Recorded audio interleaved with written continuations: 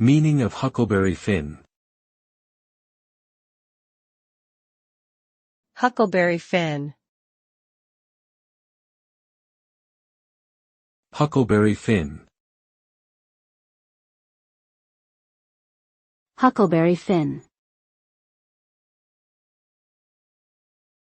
Huckleberry Finn. Huckleberry Finn is a novel written by the American author Mark Twain, first published in 1884. The story follows the adventures of an orphan boy named Huck Finn and his friend Jim, a runaway slave, as they travel down the Mississippi River on a raft. The novel is a commentary on society and human nature, as well as a coming-of-age tale for Huck. It has been praised for its satire, realism, and exploration of race relations.